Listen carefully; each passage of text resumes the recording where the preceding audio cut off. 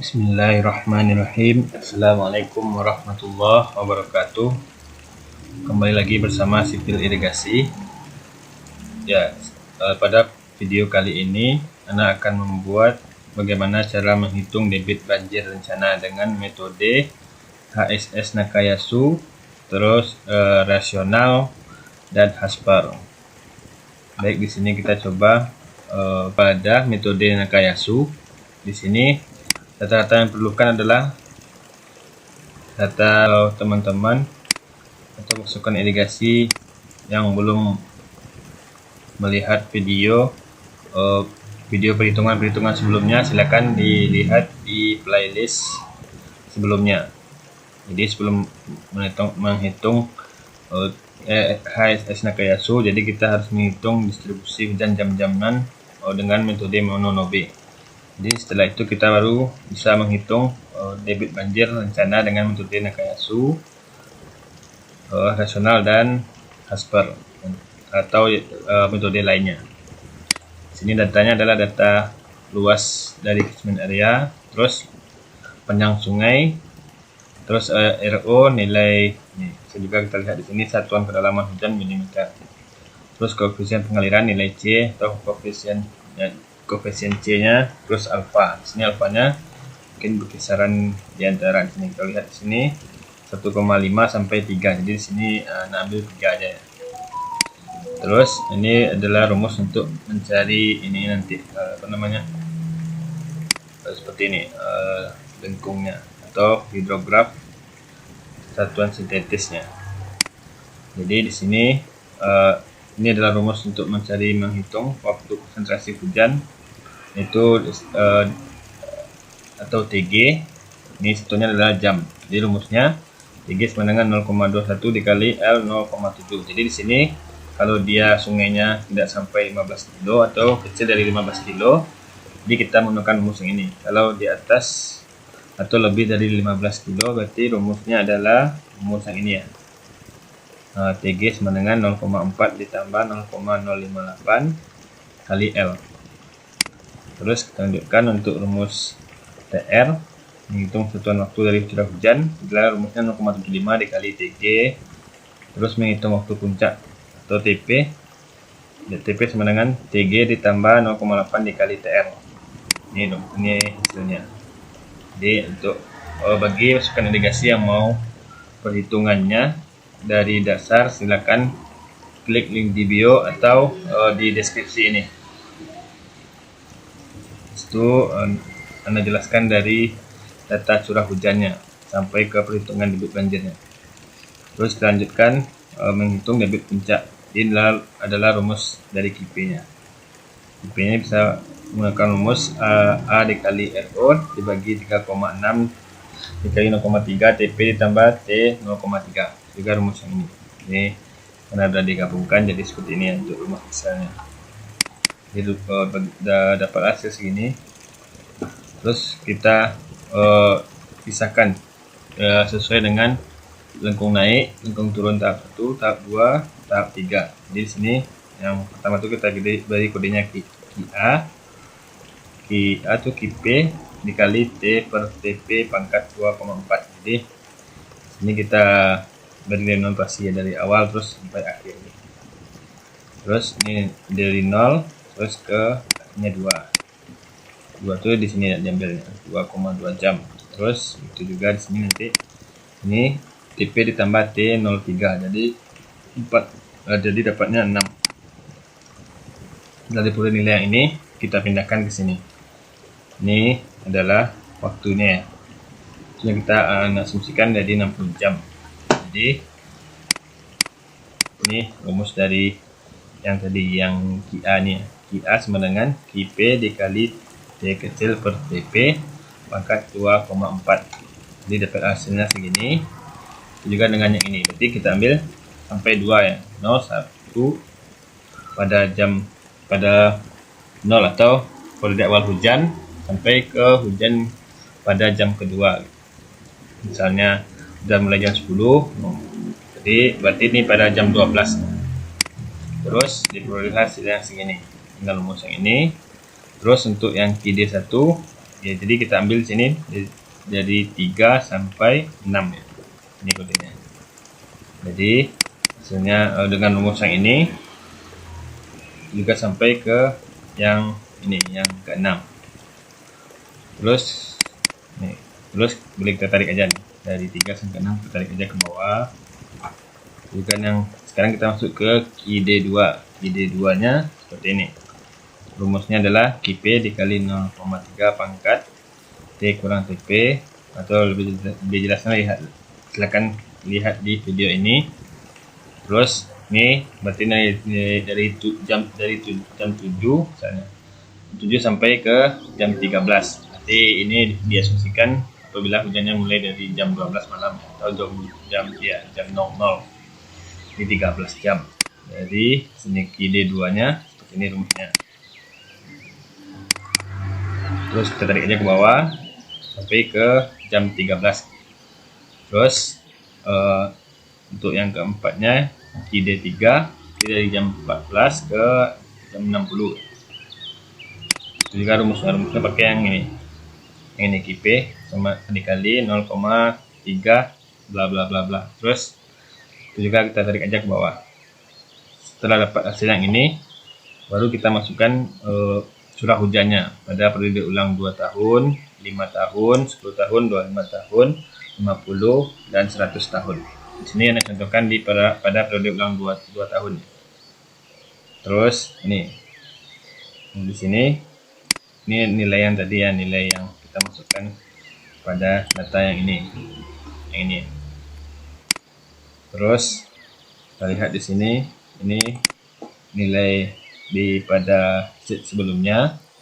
Terus nilai curah hujan jam-jaman yang didapat hasil dari distribusi hujan jam-jaman mononobe. Terus di sini untuk nilainya kita kali aja ini kali dengan ini. Kemudian nilai segini. Terus di sini ini total jumlah dari sini. Terus untuk yang jam kedua itu juga rumusnya ini dikali dengan ini. Terus yang ini dikali dengan ini. Berarti dikali dengan data sebelumnya. Terus ini ada jumlahnya. Terus yang ini dikali dengan ini hasil dari sebelumnya. Terus yang ini adalah hasil kali dari data curah hujan jam-jaman dikali dengan rumus yang sebelumnya. Jadi peroleh nilai 121. Berarti ini adalah debit puncaknya. Jadi yang akan kita ambil adalah debit puncaknya. Berarti sini kita lihat kurvanya atau grafiknya. Di grafiknya tidak sebagus grafik contoh perhitungan yang lainnya. Sini contohkan ini grafiknya, mungkin ini ada pengaruh bisa jadi pengaruh sungai yang pendek. Nah, ini seperti ini kok grafik yang seperti biasanya, cuman dalam angka perhitungan yang ini dia tidak salah, cuman grafiknya dia seperti ini. Terus untuk setelah dapat rumus yang ini boleh kita tarik aja ke bawah. Itu juga dengan data yang lainnya. Ini tarik ke bawah, cuman ada warnanya. Terus itu juga yang selainnya. Di debit puncaknya adalah 121,529 meter kubik per detik. Ya. Ini untuk perencanaan bendung ambil di periode ulang 100 tahun dengan debit 168,81 meter kubik per detik. Jadi ini untuk contoh perhitungan dari debit banjir rencana dengan metode Nakayasu. Terus kita lanjutkan ke ini metode rasional. Ya, catatannya ya. Di sini karena sudah kita masukkan di nilai C-nya. Nilai C-nya sudah kita masukkan di mononobe. Jadi tidak perlu lagi kita masukkan di sininya. Di nilai C-nya di perhitungan ini. Jadi kalau kita masukkan, jadi otomatis nilai C-nya 2 kali kita kalikan pada rumus ini. Jadi ini sebagai data aja. Terus kita masukkan ke ini. Contoh perhitungan metode rasional. Metode rasional Ya, di sini untuk nilai nya sama dengan atau luas catchment areanya 123,46 km persegi.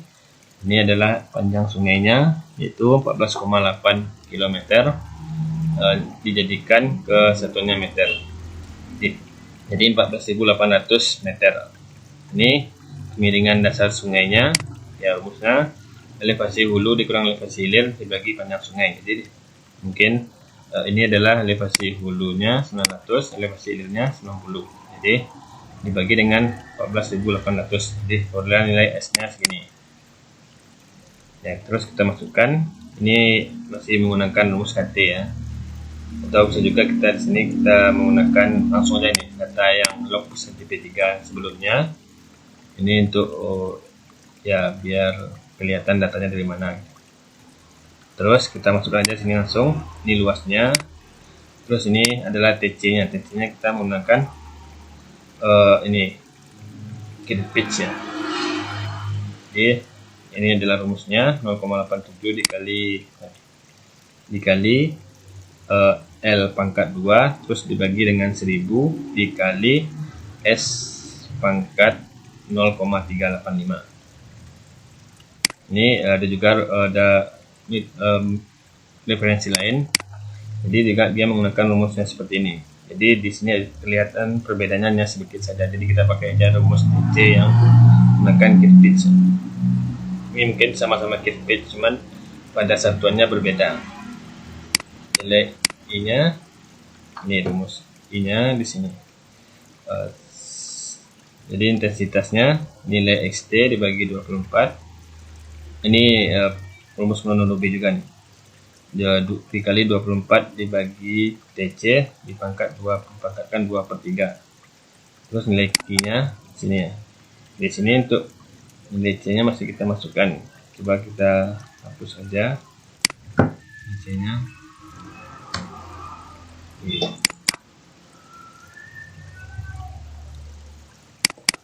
Nah, ini kita masukkan nilai C-nya.